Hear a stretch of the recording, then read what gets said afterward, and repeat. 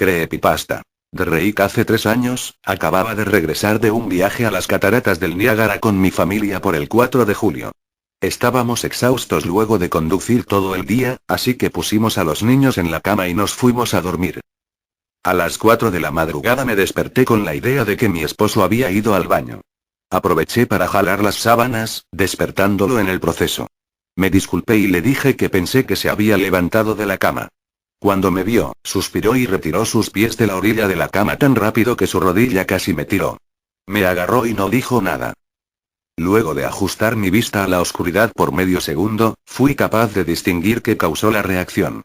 Al pie de la cama, sentado y viéndonos de lejos, había lo que pensé era un hombre desnudo, o un gran perro sin pelo de algún tipo.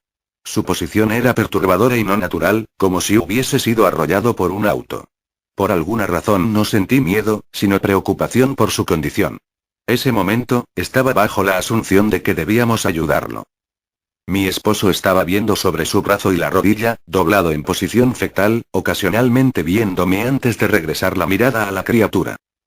En un movimiento veloz se arrastró hacia nosotros, a un lado de la cama, hasta quedar a poco menos de 30 centímetros del rostro de mi esposo. Por medio minuto, en silencio, solo le observó. Se levantó y corrió al pasillo en dirección a los cuartos de los niños. Grité y fui tras él para detenerlo y evitar que los hiriera. Cuando llegué al pasillo, la tenue iluminación era suficiente como para verlo agachado y jorobado a unos 6 metros a la distancia. Estaba cubierto de sangre y tenía a Clara, mi hija. La arrojó bruscamente y huyó por las escaleras cuando mi esposo le disparó con su arma desde la habitación. Una gran herida atravesaba el pecho de Clara y con esfuerzo se mantenía consciente. Llamamos por una ambulancia e inútilmente tratamos de detener el sangrado, mi esposo maldecía iracundo y lloraba descontrolado. Presenciar la vida de mi hija terminar me tenía paralizada y escuchar los lamentos de su hermano menor ante la situación fue insoportable. Sin darme mucha oportunidad de reaccionar, mi esposo tomó a Clara y la llevó a la camioneta, desesperado por la ausencia de ayuda la encaminó él mismo al hospital. Estoy segura de haberla escuchado decir él es el rastrillo en una débil y esforzada voz previo a que dejara la habitación. Impactaron violentamente contra un camión de carga que frecuentaba la ruta de nuestro pueblo, murieron casi instantáneamente. En pocos días la noticia se movilizó entre los medios. La policía ayudó un poco al principio, y el diario local tomó mucho interés en ello. Pero nada jamás fue publicado, y la nota en las noticias locales nunca tuvo seguimiento. Por varios meses, mi hijo Justin y yo nos quedamos en un hotel cercano a casa de mis padres.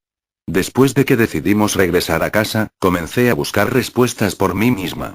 Eventualmente encontré a un hombre en otra ciudad vecina que tuvo una historia similar. Entramos en contacto y comenzamos a hablar de lo ocurrido. Conocía a otras 2 personas que habían visto a la criatura que ahora llamaremos el rastrillo, en Nueva York. Nos tomó a los 4 casi 2 años de buscar en internet y escribir cartas para obtener una pequeña colección de lo que creíamos que eran registros del rastrillo. Ninguno dio detalles, historia o seguimiento. Una jornada involucraba a la criatura en sus primeras 3 páginas, y nunca mencionada de nuevo. El diario de un marinero no explicaba nada del encuentro, diciendo que el rastrillo le ordenó largarse del puerto en el que recientemente había desembarcado. Fue la última entrada del diario. Eran varias las instancias en que la visita de la criatura era una en una serie de visitas a la misma persona. Muchos daban registro de que el rastrillo les habló, mi hija incluida en esos testigos. Esto nos llevó a preguntarnos si el rastrillo nos había visitado anteriormente antes del último encuentro. Puse una grabadora digital cerca a mi cama y la dejé corriendo por toda la noche, cada noche, por 2 semanas. Oía con interés los sonidos cada día que me despertaba.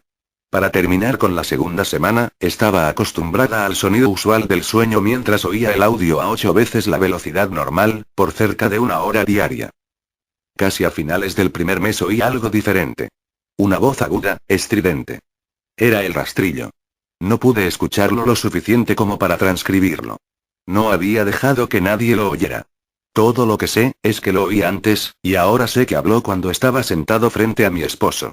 No recuerdo haberlo oído en ese momento, pero, por alguna razón, la voz en la grabadora inmediatamente me lleva de vuelta a ese momento. Los pensamientos que debieron pasar por la mente de mi hija me hicieron enojar. No he visto al rastrillo desde que arruinó mi vida, pero sé que ha estado en mi habitación mientras dormía. Sé y temo que un día despertaré para verlo de pie, con su mirada vacía puesta sobre mí.